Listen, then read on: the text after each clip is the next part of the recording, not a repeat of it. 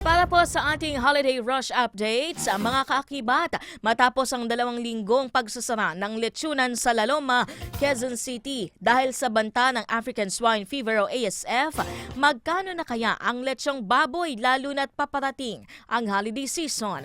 Alamin ang report ni Austin Gonzaga. Austin!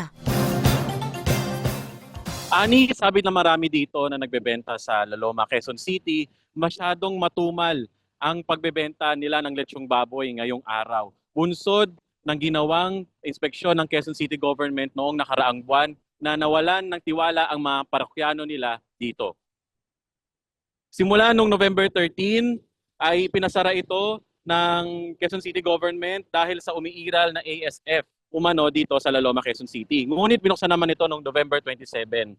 Malaki naman ang dagok na nangyari para sa mga tindahan na nandito dahil ay nawalan ng kita at tiwala yung mga parokyano kasi akala nila ay marumi yung pagpe-prepare ng mga lechong baboy sa Laloma. Ayon kay Renato Ferreros ng Ryan's Lechon, malaking gastos at kalugihan ang mayroon sa mga lechonan dito sa Laloma dahil isa sa mga payo ng lokal na pamahalaan ng QC na magpakatay sa mga slaughterhouse at bawal magkatay sa mismong lechonan na patuloy ang ganitong patakaran hanggang ngayon at nadadagdagan ang kanilang gastos lalo na sa pagleletsyon. Talagang matumal, talagang halos wala namimili, wala reservation, wala nagtatanong nga halos ng presyo o para pamasko. Dahil nakarang maluwag kami rito na nakapagkakatay kami, buwan pa lang, November pa nga lang noon, tumatanggap na kami ng order eh. Ngayon hindi kami makakatanggap ng order dahil yung gawa ng baboy na kinakatay namin, makakapasin kami. Kaunti rin na nagbebenta ng lechon de leche ngayon, Ani. Bunsod na lugi sila kung maliit ang bibili nila na baboy. Ngunit ang presyohan naman ngayon ay small or lechon de leche ay 10,000. Small na regular ay 11,000 to 13,000.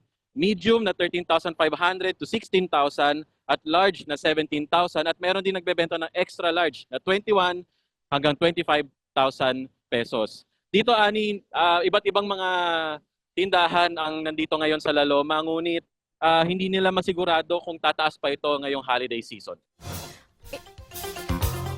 Austin, meron na bang mga nagpapa-order dyan para sa kanilang mga Christmas party? Kasi hindi lang naman sa 25 o kaya doon sa January 1 yung inaasahan natin na magkakaroon ng mga order. Pero meron panigurado para doon sa mga Christmas party dyan sa malapit sa Quezon City, lalo na yung mga papunta din dito sa medyo sa Pasig area, etc. Meron na ba? Sabi ng marami dito, Ani, may mga nagpapa-reserve na sa kanila, ngunit hindi katulad ng dati na noong Nobyembre pa lang o simula pa lang ng Nobyembre ay meron na nagpapa-reserve sa kanila. Ngunit nung nangyari yung pagpapasara sa kanila noong November 13, ay nawalan ng tiwala kasi nga sabi, nagkakatay daw sila dito at hindi daw ligtas yung pagkatay nila dito. Ngunit sinabi naman ng mga lechon owners dito ay malinis ang kanilang pagpeprepara. Kahit na sabihin na nagkakatay sila sa mismong shop nila, ay nakikita naman at ini-inspeksyon naman din ito ng Quezon City Government linggo-linggo. Ako para po sa mga nanonood po sa atin ngayong araw o ngayong umaga, baka nagkikrave na kayo sa lechon na nasa likod ni Austin Gonzaga. Nako, Austin, kumurot ka na para sa amin dyan. Maraming salamat sa balitang yan, Austin.